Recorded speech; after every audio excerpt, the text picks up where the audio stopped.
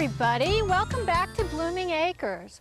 As summer winds down to fall, Blooming Acres takes on a whole bunch of a different rainbow of colors. Of course, there's also things that need to be done in the kitchen as the bounty comes in from the garden and we have to cook and prepare and of course eat and enjoy. So I want to talk about some really outrageous eggplants that we've got, some wonderful flowers in the garden, and I want you to meet a very new friend of mine, Milo the cat. So stay with us, okay? We'll be right back.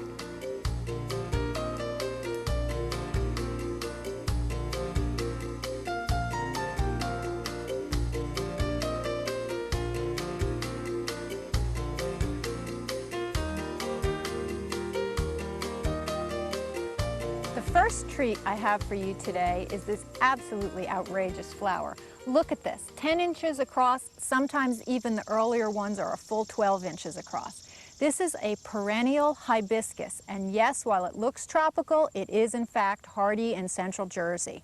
It comes back every year, but I don't think there's been a year yet where I haven't held my breath because it doesn't show its first leaf until late May. I always think it's not going to make it, but every year it comes back. These magnificent flowers come on plants that reach anywhere from 3 to about 5 feet in height and almost as wide as they are tall. It takes 2 or 3 years for them to reach this full height, and then of course they die down to the ground every year. The flowers don't really appear until, say early August, but they make a number of flowers on each stem, and you can see that this one is one that has already finished. You can see a little seed pod developing in the center of this one. But even so, there are still more buds coming. There's one here and another smaller one back here. The flowers, unfortunately, each one only lasts a couple of days, and then they get kind of droopy. You can see this one here is sort of faded, and when it looks like that, you just want to pluck them off. But they do come back every year, and they do continue to make blooms up until frost, which is pretty wonderful.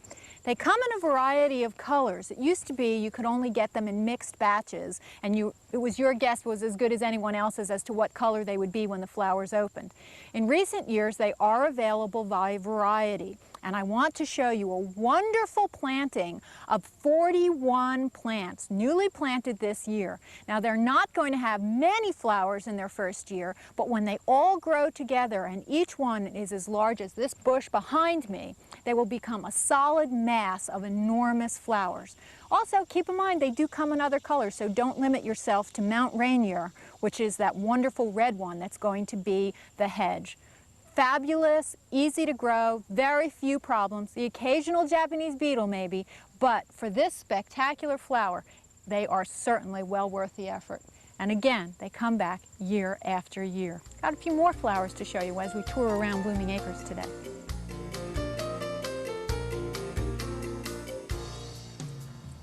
Mother Nature is infinitely wise in the way she chooses her flowers for each season.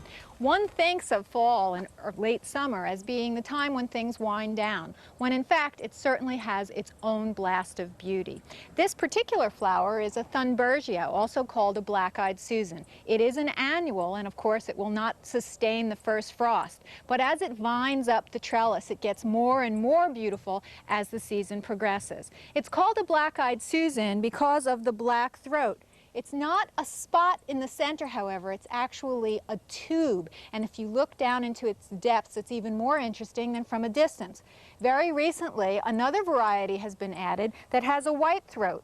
There are 3 plants in this particular box, so it has gotten very large, and one of them must be one of the new varieties. But many other things are spectacular at this time of year. The Franklinia alatamaha is a native of Georgia and was discovered around 1790. The next time the explorers went back to harvest more of the plants, they were all gone. Named after Ben Franklin, all the existing plants are derivatives of the original ones collected in 1790. You can see the many flower buds on the plant, and it will continue to bloom until frost. The leaves will turn bright red, and with a little luck, we will be able to see the beautiful white flowers with bright red leaves as they turn that beautiful color come fall. Right next to the Franklinia, you can see a Pegi hydrangea. This summer blooming small tree will hold on to those flowers because they stay dry and crisp and may even still be on there come spring. We want to not ignore the shade garden, and there are some things of interest. Certainly the elephant ears are spectacular, even if they don't have flowers. They need to be dug up in the fall unless they're in a really protected spot. You may get lucky, but if you don't want to risk it, dig up the bulbs come October and store them for spring planting. The Japanese anemones are also quite lovely and put out those tall sprays of flowers in September and will last sometimes up till November. They're truly lovely, delicate, and add an airy quality to the shade garden that is very difficult to find. In addition to that, we want to move back to the sun. Yellow flowers abound in the fall. We have, of course, your traditional chrysanthemum, but let's not just stick to those. This giant rudbeckia, beautiful yellow flowers, can reach almost 10 feet in height. You don't really see them blooming until early August, but they will continue to bloom right up until frost. So will the several different kinds of perennial sunflowers. This smaller variety begins to bloom in early September and will continue straight through until the end of the month. Right nearby is another perennial sunflower that hasn't started to bloom yet, but when it does, it will double in height and will be covered in masses of yellow flowers. Last summer, we were able to share with you the beautiful pink crepe myrtles that bloom on either side of the staircase. This year, we can also share the deep red one that blooms a bit later. Both of these will have some flowers until frost. Of course, the one that starts later will be more magnificent as we approach the fall season. Let's not forget the purple coneflowers. They'll bloom until frost as well. So don't think that just because the season is winding down that you have to do without brilliant colors and wonderful new things to look forward to.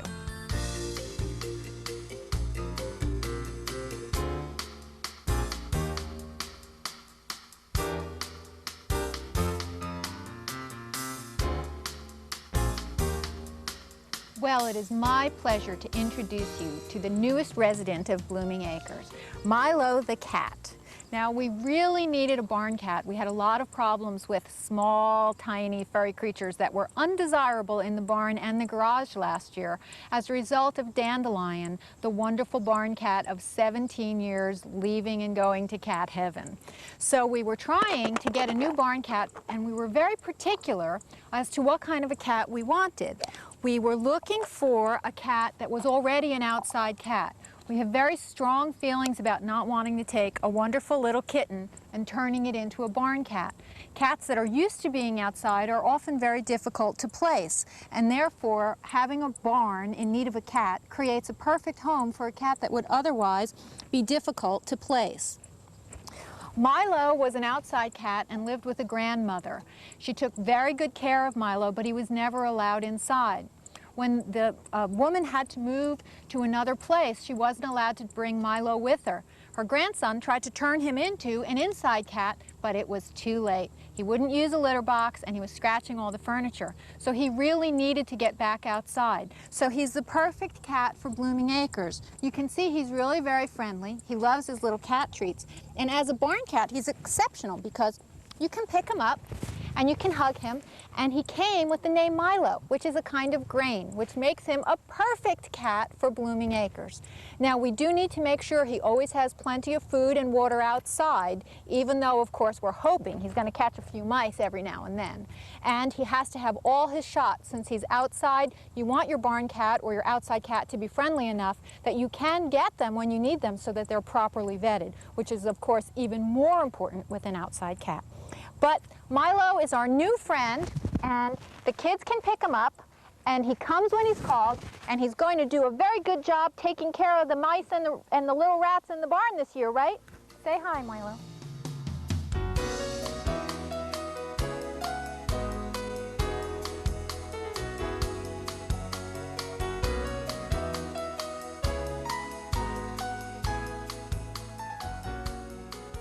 I love experimenting in the vegetable garden, and this year I went kind of crazy on peppers and eggplants. I have a couple that are really worth showing you, and I'm going to start with this one. It's called Sweet Pickle, and it's just the cutest little pepper I've ever seen. And one of the things that I really like about it is that you can cook them whole. It's very easy, very little preparation, and they fry up with great flavor. As they mature, these little peppers turn a lovely shade of orange, but you can eat them in this sort of pale green stage or any way along the way. Now, one of the things I liked was when I went to cook them, you could just pop this little cap off, and that's all you have to do in order to prep them for frying up with onions, for sausage and peppers, or peppers and eggs, or whatever your pleasure is. Now, there's another wonderful pepper in here called sweet cayenne that is also quite lovely to look at, easy to prepare with great flavor. It's also kind of weird looking. Here's this one. People think that this is a hot pepper, but it's not. This is actually one of the shorter ones. They can get to be 2 or 3 inches longer than this, and they too will turn a lovely shade of red in this case as they mature. Another pepper that all you have to do is cut the top off, and you can fry them whole or slice them and grate raw in a salad. There's other peppers out here as well. Blushing Beauty is a very nice pepper, and I have some purple peppers as well. But I really want to show you the eggplants. Now, the eggplants are also related to tomatoes, just like the peppers are, so they grow well together in the same bed. We do have a bit more of a problem on the eggplants with the Colorado potato beetle. Now, while they're supposed to really like potatoes, they seem to like eggplants almost as well. There's a little bit of damage from the beetles on here, but it's not too serious. We have some wonderful names: long purple, ping tongue long, Rosa Bianca, and even this one is Green Goddess. Now, I will show you some of the eggplants in the kitchen when we can show you how to cook them.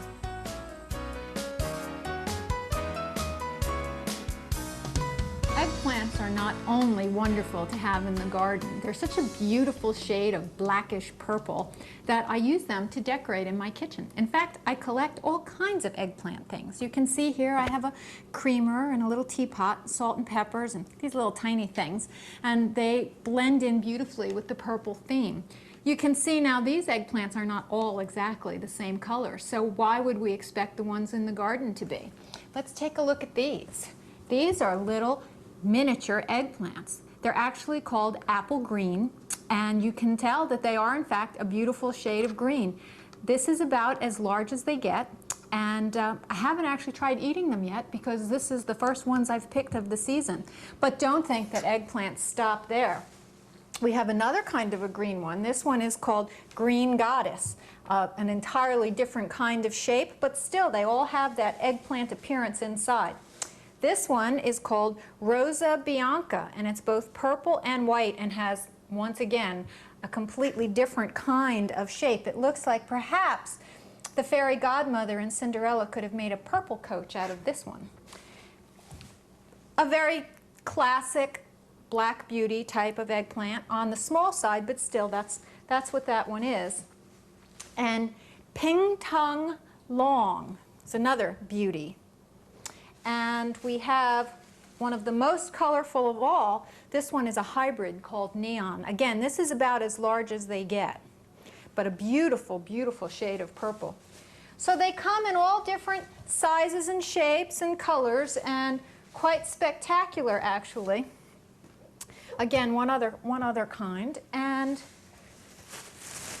they all have a very similar usefulness and taste. Some of them are a little bit more tender, and some of them tend to be a little bit, this one feels like it has a little bit more of a thick skin.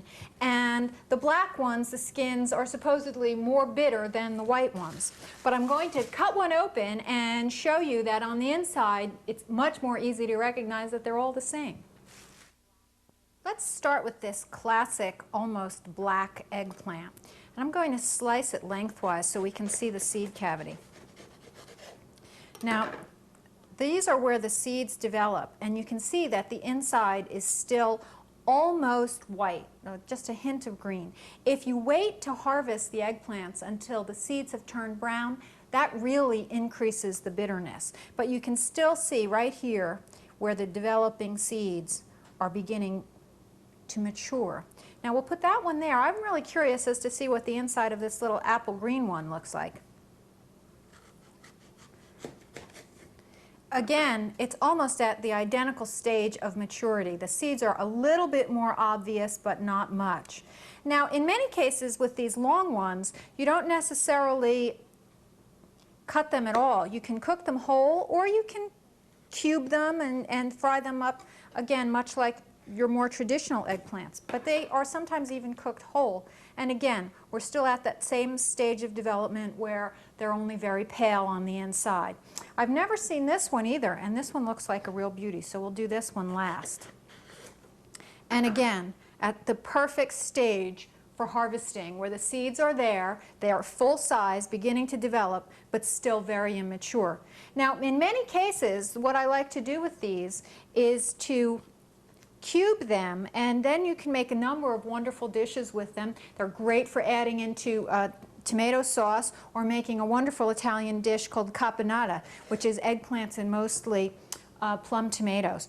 But frying them in olive oil and eating them with just a little garlic is also very good, very traditional, very easy. They can be baked in the oven when they're cubed with just a little olive oil poured on top. And if you want to get really fancy, you can go to the extent of making eggplant parmesan, which is a long, drawn-out ordeal, but well worth the effort once you're done.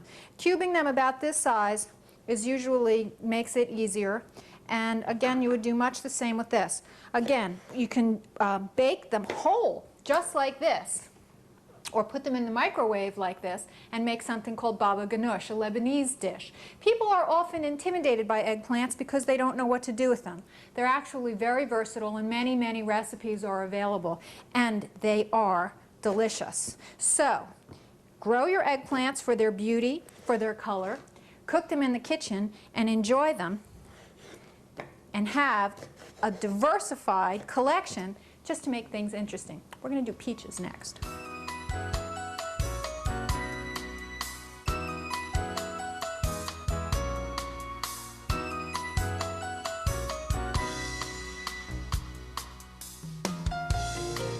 Now this is going to be a real treat. One of my favorite desserts. You start out with the best ingredients and you end up with the best dessert, and it's a piece of cake to make. Okay, now we have here peaches. New Jersey is famous for its peaches, and we grow some of the finest peaches in the world. Now, one knows that peaches are grown elsewhere, but it just makes sense. If you're going to get a tree-ripened peach from New Jersey, it's going to be better than any other peach that's shipped in from elsewhere that can't possibly be picked ripe. So New Jersey peaches are always the best. We have excellent varieties, excellent growers, and much more likely to be ripened right there on the tree. Now these beautiful peaches came from Lee's Turkey Farm in Hightstown, and when I'm done showing you how to make this dessert, I'm going to show you how to locate the farmers nearest you that have wonderful peaches, as well as every other farm commodity you can think of. But we're going to pick a couple of these. Oh, they just smell wonderful. And these were definitely tree ripened. I think 2 peaches will be enough. No, well, let's get a third one just in case.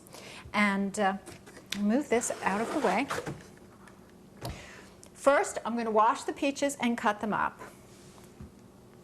Then I'm going to take raspberry jam or raspberry preserves, and what we're going to do is add just a little bit of water to the raspberry preserves, and we're going to cook it down just so it's a little bit thinner into a sauce. Any kind of raspberry preserves. This one has seeds in it. You can also use the kind without seeds if you prefer. And we're going to make some whipped cream. Whipped cream is one of those things I don't understand why anybody ever buys it already made in a can. First of all, in most cases it's made from light cream, not heavy cream. And while we all want to watch our weight and watch our fat intake, if you're going to have something really luxurious and wonderful, then it should be really luxurious and wonderful. I'd rather have heavy cream once a month than do with the light stuff on a more regular basis. So all you do is take the heavy cream, add some sugar,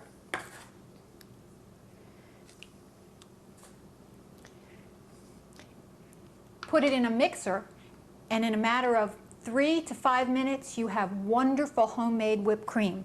Now I'm going to do all this preparation, and then I'll join you back here in just a minute. Okay, peaches are sliced, the cream is whipped, the sauce is ready, and here we have the pound cake, which is the first layer in your wonderful peach Melba. Okay, we're going to take 3 pieces. have to feed the crew here today, so I'm going to make a few peach Melbas to go around.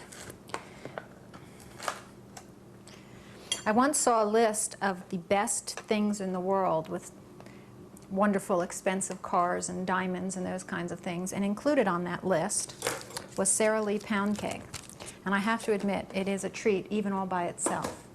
Now, if we're sticking with the world's best, we have Ben & Jerry's World's Best Vanilla. And once again, I'm inclined to agree with their promotion. So, 1 scoop of the World's Best Vanilla.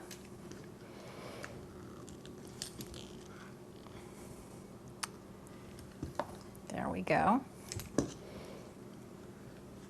Oh, we have to be a little more generous than that. Okay. There we go. Now, put some peaches on. Oh, I think I got carried away slicing the peaches. There we go.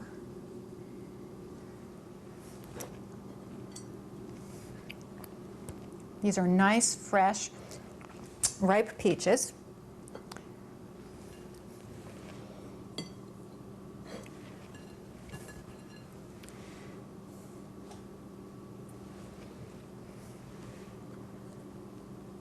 That works perfectly. Then the raspberry sauce, remember we only put just a few drops of water in here and then heated it over on the stove just until it became liquid.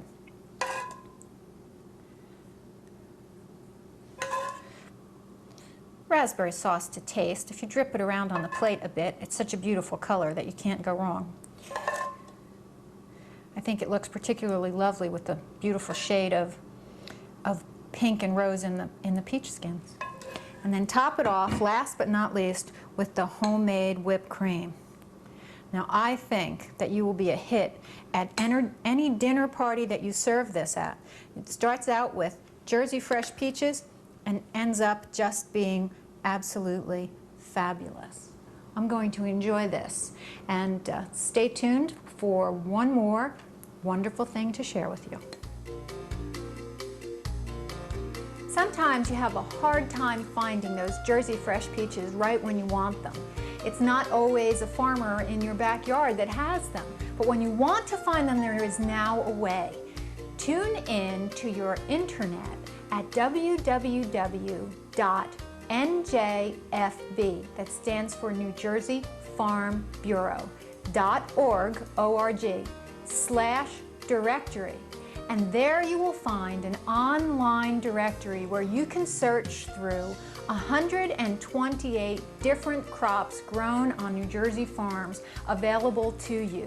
You can search by commodity or find the town closest to you.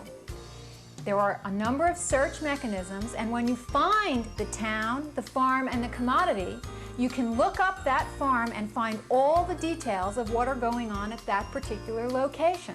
You can find out all of the crops that are available to you, if they have any special events coming up, if they have a retail market or are only wholesale, as well as if they're organic, if they have tours, and all the other information that you may be looking for.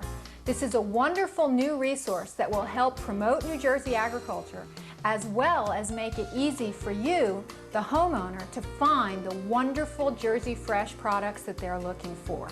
Please enjoy using this site, and if you have any comments, please contact New Jersey Farm Bureau and tell them how much you're enjoying or any suggestions you may have about the site. This is a really fun, easy, and relatively inexpensive way of adding a little interest to spots in your house that may otherwise not be so interesting. These are little wooden moldings, and each one of these cost me $6.95, so they're not particularly expensive. But I'm using these painted red on the outside of my entranceways. We've added very attractive molding around the frame, and then corner pieces that were just plain wood. Now these fit right into the nooks perfectly and add a tremendous amount of just fanciness and a little bit of whimsy around the entranceways. Now, these have been painted, or I'm painting them red to match the trim. The house is yellow with red trim, so these are going to be painted, but you don't have to paint them. I've used little decorations like this throughout the house in different places, and they can be painted or they can be stained. It's certainly easy enough to make your choice. Now, one of the things I do want to say is see how thin they are. They're really very delicate. So between the thinness of the wood and the fact that they're so intricately cut, if you go to install them, it's a good idea wherever you want to put your nails to drill a very tiny hole through first. That way you don't worry about splitting them when you go to apply them. You could also apply them with a little bit of glue on the back in some cases. That works well too. Now, many years ago, we had decided to put up a porch in the back, and we're very interested in making it look very Victorian with a lot of the fancy gingerbread. At that point, I bought some of the window brackets that we had intended to use at some point on the porch to put in the kitchen windows, and I painted them purple to match the kitchen. Now, they are stunningly beautiful, but it took probably about 3 hours to paint each one. Because of all the nooks and crannies and all the little surfaces, you never get it quite right on the first time around. The thought of that made me decide that these were much better indoors than out, because I couldn't imagine myself wanting to paint them summer after summer. It would take up, the maintenance would really take away the pleasure of having them outside. Indoors, however, they are rather spectacular. We've used them in the corners of many of the doors, both painted and unpainted, as well as creating an archway over the entranceway to the living room, and really brightened up the living room windows by allowing the light to come in, but not having plain square windows. The decorations above the windows really soften the window while still allowing plenty of light to come through. They're available in a wide variety of places locally, but if you're interested, there is this catalog company that's available, and you can order them by mail. In addition to having a catalog, they are available on the internet, and that internet location is www.vintagewoodworks.com. www.vintagewoodworks.com, and you can find them on your internet and see all the wonderful choices and options and things that you can do by simply adding a beautiful piece of wood here and there. I think that pretty much wraps up the show for this time. We'll be here come fall with lots of things to do and planning for the holidays and lots of wonderful new ideas for you and in your garden and in your home. So you make sure you join us then, okay? I'm Peggy, at home with me. See you.